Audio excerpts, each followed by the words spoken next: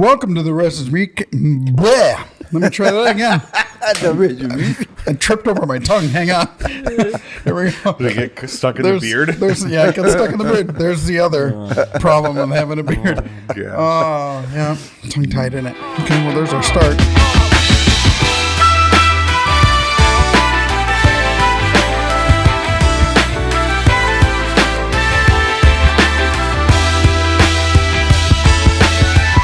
Welcome back to our message recap, where we go over last week's messages and we discuss them further. We are in a series called Romans, and last week was on 14 and 15. Mm-hmm. And right off the bat, you said, spoiler alert, unity. Yeah, I mean, that's Paul's main emphasis in 14 and 15, is that Christians would be united for the sake of the mission to reach people, which, again, I mean, I just mentioned one quick sentence about it, but I think it would be beneficial for us to read chapters 12 through 15 without breaks, without different section headers and chapter numbers and verses. I think you can find stuff like that online somewhere, but if you read it all together, it's really one thought from Paul. I mean, this new life that we live, because of all God has done for us, and here's just a couple ways that looks, so. Yeah. But this whole accepting each other, Paul really breaks it down into weak faith versus strong faith. Mm-hmm. They both need to be unified together, even though we have different personal religious convictions about certain things. And as I said in the message, to the weak is to grow up past thinking that there are things that are inherently sinful that are not, or assigning spiritual value where there is no spiritual value. And then the strong power down, because it's not all about what we can do, but what we should do for the sake of other believers. Mm-hmm. So that's basically it. But a lot of questions in detail into how this plays out in life. There's so many. And if there's ever been a message recap that you might want to suggest to others to watch, this would be the one, because I really think that was the topic. I think you did a great job on it, but the topic itself is so difficult for us to understand. It felt like there were disclaimers all over the place. Well, but in this situation, situation. And I think that's maybe where we need to cover a few, even right here. Number one, you said it, but I wonder if we get it, to define weak faith versus strong faith. Most of us would consider ourselves to have strong faith the more rules we follow. If we follow more rules and I don't sin as much, then I would consider myself having stronger faith. And actually, that's the reverse of what Paul's addressing. He's suggesting that people who follow more rules to make them holy. Yeah, the why behind the rules is the big things. If our life changes and we live differently because of what God, that's totally fine. That can be strong faith. But it's this idea that I use some of the easy ones, alcohol or music or dress or words I use, sort of thing. If we think that makes us more right with God, or even keeps us right with God, that is by definition from God's instructions through Paul's letter, weak faith. Weak faith, almost to the point of no faith. The more we trust in that, the less faith we have. Strong faith is the person who realizes, I have a relationship with God and I can go to God all the time without any hoops. I realize that nothing's going to jump out on me. I am cleansed. I am forgiven. I am saved. There are no superpower stuff in this world that can affect that. My faith is completely strong.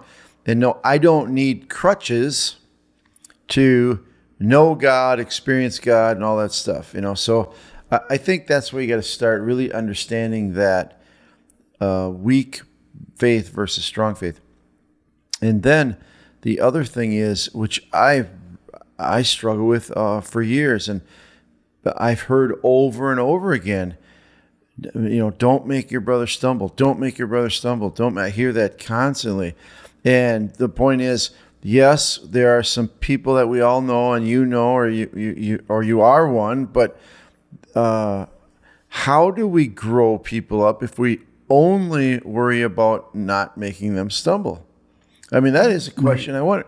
If I'm going to power down all the time, I know that I can pray to God and eat pork or eat meat offered to idols or take money from the casino to pay off the church. I mean, I have no problem with any of that. We're listening to ZZ Top. Yeah. That has nothing to do with it. Nothing is inherently evil in that way, like things. And I hear often, or, we're encouraged all the time, well, don't make somebody stumble. Well, some people, I can go up to the casino and gamble, and it's not going to affect my relationship with God at all. But some would say, well, don't let anybody see you up there because that's going to cause somebody to stumble. Where do I get the opportunity to grow somebody up? Like, hey, listen, I want to tell you something. This does not affect your relationship with God. It might be dumb to do financially. It might be a horrible habit, but it has nothing. There is no spiritual power making you more right with God because you do or don't. So how do we grow people up? So if you're weak in faith, you really need to try and grow up and realize nothing's going to happen to my relationship with God if I do this. Okay? It's not magic. I need to grow up. But other people, my responsibility is to not make you stumble. I think this, and we talked about this off camera, the church would just go backwards if all we focused on was not making people stumble. You mentioned it in the message, this idea of what kind of music we would be. What would a church service look like if we always catered to the weak? We'd be Jewish. Well, we'd be Jewish. We'd be Jewish. Yeah. There'd be no modern day instruments, a cappella songs. We would be so culturally irrelevant. We'd be ineffective. Yes. So here's the challenge. How does the church as an organization keep moving forward to be effective and to make a difference in this world if we only focus on not making the weak stumble? Right. And that's really kind of where we fall on that is what would we do if we had to cater to the weak? Right. Yep, absolutely. I feel, I don't know what the word is. I feel like clarity on the situation, which is why I kind of made a big deal. This is only 14-15 is only for like Christian to Christian relationship. And even then there's some questions about, well, still shouldn't we challenge people to grow? But I feel even more okay or understanding or whatever when we move outside of that realm because of Jesus' example of eating with the tax collectors and being accused of being a drunkard and picking wheat on the Sabbath and healing, like things that were incredibly offensive to the religious, weaker people of his day. And Peter did the same thing when he went and ate with the Gentiles, went to Cornelius' house. Paul did the same thing. So I think in those situations where you're trying to reach people or reach the lost, the goal would be to offend as little as possible, right? That would be, if we can do that, awesome. But my view, my perspective from scriptural examples is better to offend the person that's already saved and going to heaven than someone who's not. So in that case, I mean, if it's a choice between affecting a brother's conscience or getting someone into heaven, going to heaven every time. I mean, right? I think so. And I think we have biblical examples of heroes of the faith doing that. Yeah, and I think it's the heart behind it, though, right? It's the heart behind the move. It's if you're trying to offend somebody just to be a dink, well, then you're just a jerk. Yeah. You're not accomplishing anything. Right. So, but if you're going to offend a fellow believer to grow them, then that's a different. Yeah, even if you talk about within the context of Christian to Christian relationships, now how that looks and how far we go is different. But to never address the fact that there are some rules you're following that are preventing you from enjoying everything Jesus did Wouldn't that be unloving to not address that with people? Yeah, I think we have to. Attitude's everything. Heart's everything. I feel very strongly that no one's going to grow up if they're not challenged. As long as the weak in faith first identify, I am weak in faith according to Paul's definition, which is hard to do. I believe, no, it's wrong to eat pork. It's wrong to do. I can't do that. It'll affect my cleanness. If you're there, that is weak. Jesus is the only one. You're trusting in other things. You have these crutches. That's weak. You need to identify you're weak and want to grow up and want to. A Christian who understands that they can eat or drink anything, they can do that, understands this, they need to, in a very loving way, care about weaker Christians, and how is everything, the attitude. I'm not going to do this just to shove it in your face. But what I am going to do is tell you why I have the freedom to do what I'm doing. And this is why. And, you can too. And this has nothing to do with my relationship with God, whether I wash my hands before a meal or not. It might be great for COVID, but it has nothing to do for spiritually, nothing at all. Nope. And we need to challenge people to grow up. To my mom, this would be offensive how I dress in church sometimes, but here's the point. Mom, you have got to grow up. Our clothes don't make us holy, okay? They don't. I know you think they do, but listen, if we need to read Bible verses over again or we need to talk about this, they don't. So I'm going to challenge you, Mom, to grow up in your faith and realize there's no such thing as Sunday best, okay? It doesn't make you more holy, or it doesn't matter. There's so many things, I think when people say, I want to go pray in the house of God, like God can hear you better. I didn't know that this building. What about the other buildings? Yeah. How many houses does he have? Well, He's got yeah. a lot. Well, Lots see, of now the houses? truth He's only is, here on Mondays. Oh, the okay. truth is, and a weaker Christian needs to know the truth in a very loving way, that God's presence doesn't live in a house. It doesn't. There's no such thing as a house of God. There just isn't. That was done with Yes. when Jesus. The curtain was Raised from- torn, yep. and there's no more. And God hears you just as well anywhere, and we got to grow weak Christians up so they can be mature Christians, Yep. And that's a challenge. Attitude would be, I'm doing this just to offend you. You don't understand. I'm going to make you feel small. Look at what I That can is do. not. Yeah. And the point of unity in the church is so that, listen, let's not divide over this stuff. You might be a little offended at what I do, and maybe I'm not as cautious of, cautious of how I treat this in front of you. But let's remember this. We're not going to separate because I don't like what you do or you don't like what I do. Right. Not going to separate. That's not because of the that. point. No. That's not the important thing. We will not reach people for eternity if we are going to be divided over everything that we disagree on. Right. Right. And going back to the clothing thing, you bring up a good point. You've brought up a good point before. What is your Sunday best? Because if you wore the most expensive clothes that you own, you'd be up on stage in camo. Right. You wouldn't be able to see me. Yeah. Camouflage. You would just be hidden completely. Yeah. But what justifies like, oh, that's proper for church and that's not, Yeah. who makes There that? is- I there's didn't no read that such part. thing. I didn't read that part in the Bible where it says this is how you dress at church, and this is the music you play in church, Jesus and this is went- what it looks like. It's in First Hesitations. Oh, it is. Yeah. I skipped Hezekiah it. 3:4. Yeah. I'll get you a copy of it. Yeah. Okay. Thanks.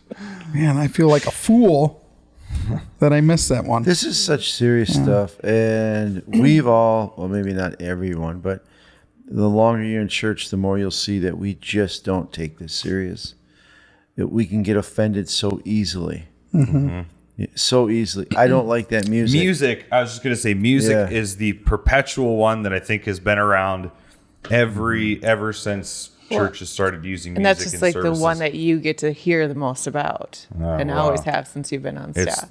Yeah, probably. But from, we don't play enough hymns to why are we using secular songs to we don't sing enough to we sing too much to like The my music's too gosh, loud. The music's too quiet. Can you have a secular printer print a Bible? I don't know. Let's like go down that road. No, that's not. I hope not. I'm not certain.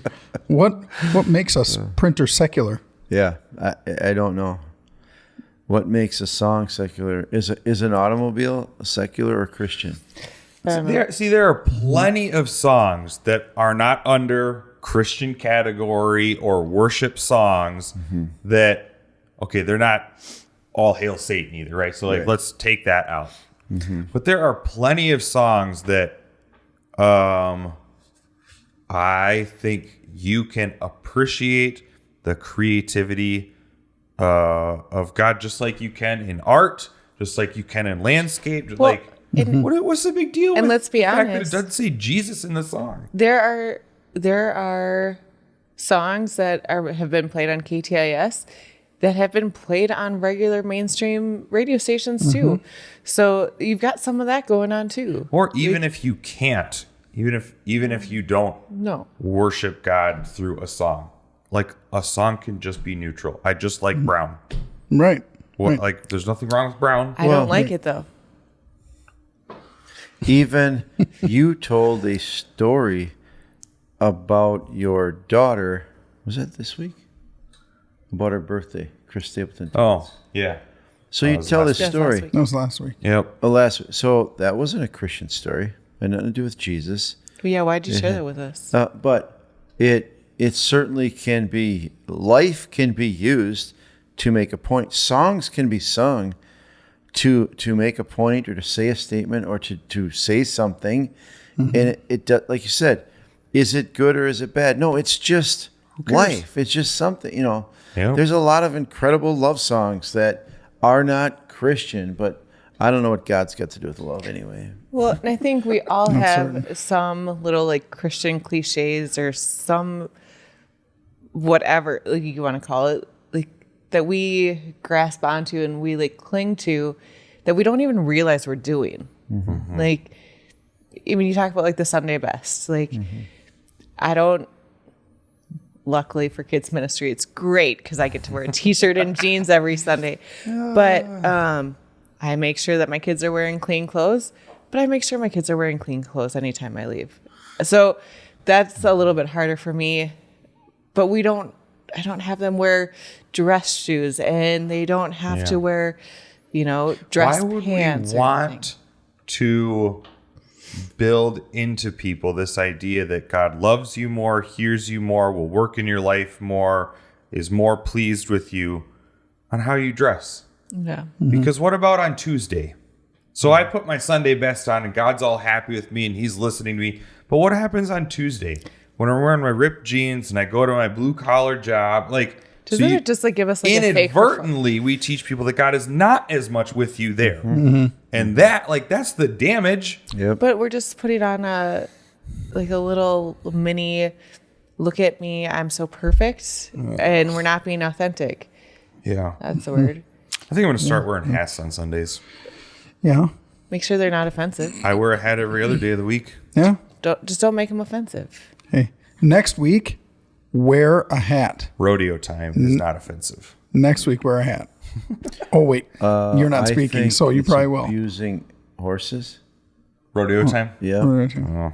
That we would actually train and abuse a horse like that. Oh my gosh. That's horrible. I think there's plastic on your hat. I don't like that. It's very. You've already offended I'm two of them. drinking You out of a obviously don't plastic care bottle. about the Mother Earth because that's made from petroleum products, all that mesh. Yeah. Okay, we're making fun of people right now. We're trying to make a point, though. Really, trying to make a point. We're not making fun of people. We're just trying to That point stuff's out got nothing to the do. ridiculous things that we argue about. And I mean, if you think about what's happened in our country over the past year and a half, it's just ridiculous how division has been caused and people are not unified. Homes are not unified like they used to be. And it's just, that doesn't help anything get done. Nothing positive is going to come out of, people not being focused on completing a task or anything. And our task as Christians is to reach the world. So how are we going to do that best? Yeah, another one is that, like a cliche, something similar to that when you mentioned hats, was you got to take off your hat to pray. Oh yeah. Because what, God can't hear you with a hat on? Is that what's going on? Is it disrespectful? Does God care that you have a hat on? I think God would be just pleased that you're coming to him at all, whether you have a hat on or not.